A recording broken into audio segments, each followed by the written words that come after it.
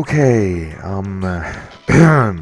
yeah, okay, apparently this is part of my repertoire now, and I need to accept that. More than likely you saw the title or something, and you're looking for one opinion or another in particular, and with the way the internet seems to be going, I can guess which it is.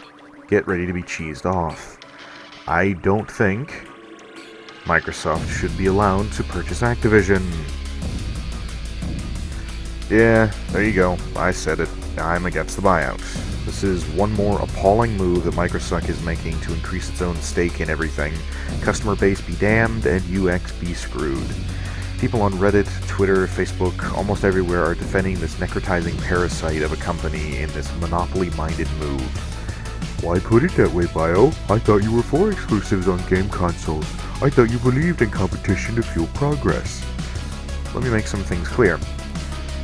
One, this is a different situation than I support. I personally believe in exclusives for consoles on launch and during their life, yes. That is the true lifeblood of a console and what sells the hardware, not the hardware itself most times, no matter how much Microsuck has tried to force that philosophy down people's throats. This should be with new games and IPs, and not apply to existing companies changing hands only so some corporate bigwig can claim their shitbox is better than everyone else's. That's little more than what this whole malaise is in the end. It's Microsuck posturing, trying to force people into paying them for an experience they can already have elsewhere. It's pure jealousy on a corporate level. I would have thought people would see this as well after the issues with the launch of the Xbox One. Microsuck didn't release a game console, they released a media center with a mentality based on being a juiced-up TiVo that just so happens to also play games. Then they decided to also try and be the sole profiteer off of all games on the Xbox One, locking the game discs to user gamertag and profile. This was reversed, thank goodness, as it is nothing more than a shitty power play to drain customers dry, and Sony rightfully, publicly, and viscerally kicked Microsuck in the social testicles for doing it. Hell, this issue isn't even localized to the Xbox One. No one who sees this is probably old enough to remember the good old days of Linux competition, but the same thing happened there in a way.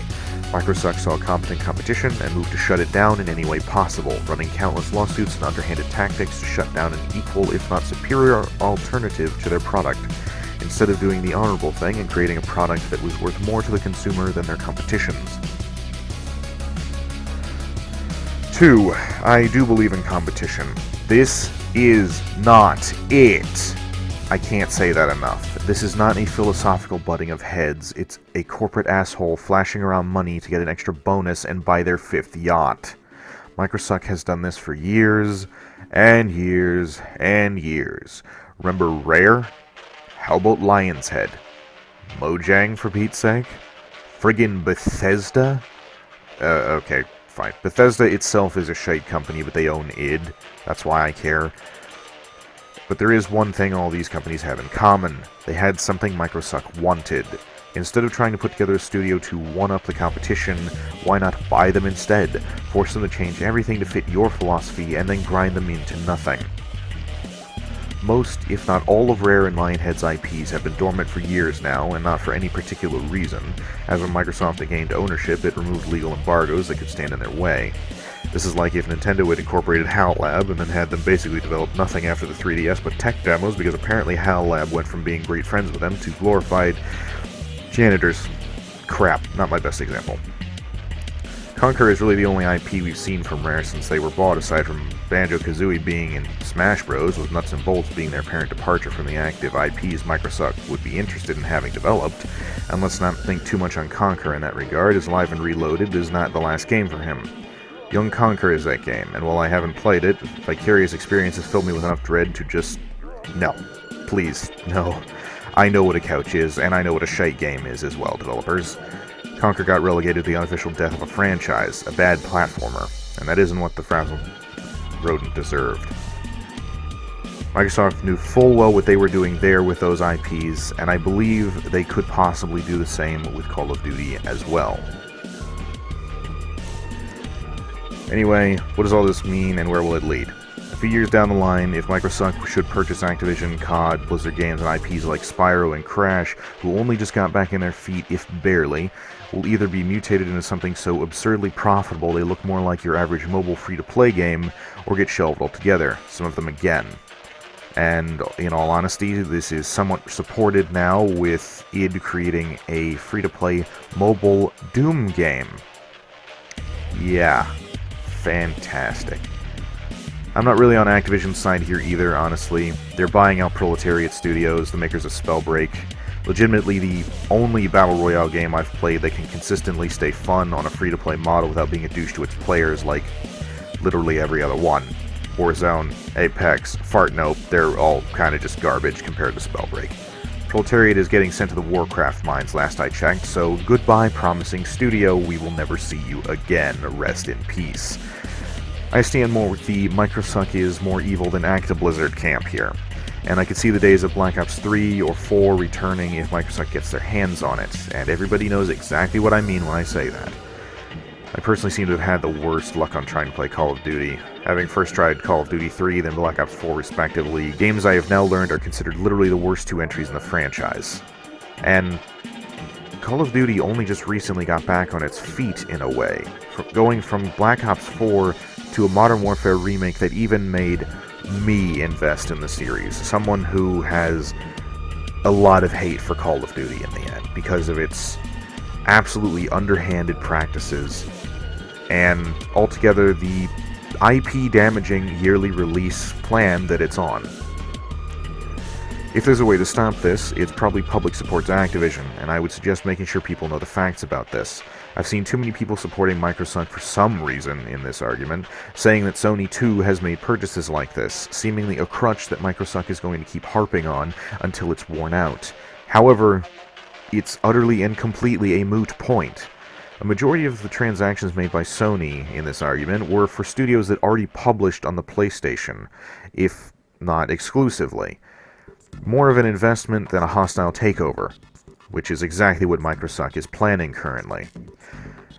Oddly enough, Microsuck has made more legitimate and less hostile purchases, like Obsidian Studios for one, meaning they could and have the capacity to invest in their console without outright trying to cheat the system like they currently are. Lately, they've also tried to sell some kind of Switch port of modern Call of Duty games, which... no, I'm sorry. Even the highest-end Switch model could barely install a copy of Modern Warfare 2019. MWR is far too large to put on a Switch card, so it would be digital release only with signage, and is a total of 200 gigabytes total space needed, around 170 of that just to download. Somehow bigger than Black Ops 4, and even that was a nightmare. As for running on a Switch, anyone remember the good old days where games were backported? Yeah, you probably don't, in all honesty. Some games from about a decade ago would have console SKUs based on all the hardware available. And in this case, if anybody knows about games like Spyro Orange or D-Blob for DS, honestly, pretty much any DS tie-in game really, then that's about what you should expect here. Call of Duty on Switch would be a Frankenstein's nightmare of terrible load times, crashes, graphical lag, and general downgrades or bugs native to the Switch itself. Microsuck can talk a big talk, but you can't just shove a game that's intentionally meant to only work on the newest hardware to push sales of said hardware on an underpowered cookie like the Switch without some serious issues. Or redevelopment, honestly. On top of this, it would be more than possible for them to try again and release an FPS exclusive to Xbox One to compete with all the IPs they already own, if they didn't make a new one entirely. Microsuck needs to be forced to stand down. If they don't, there are serious repercussions on the horizon, at least in the short term. Call of Duty itself could very well just stop existing with the way Microsuck handles games. Look at Halo Infinite, which is basically a zombie at this point. Call of Duty is considered a direct competitor for the ever-rotting Halo franchise. Do you think they're going to leave it up for more than a few years? And that's just from the same genre as COD. One of many of their victims, actually. Like I said, I am not on Actiblizzard's side here. They can get shafted by the devil himself. However, if Microsuck buys them out, they will in fact get shafted by the Lucifer of the tech world, and I for one do not want to see the grossly twisted, mangled, inbred bastard of a child that would come from that pairing. Luckily, we might not have to, as the FTC sees the sense in leashing Microsuck, unlike their followers. Something I still don't understand the existence of, if I may be blunt.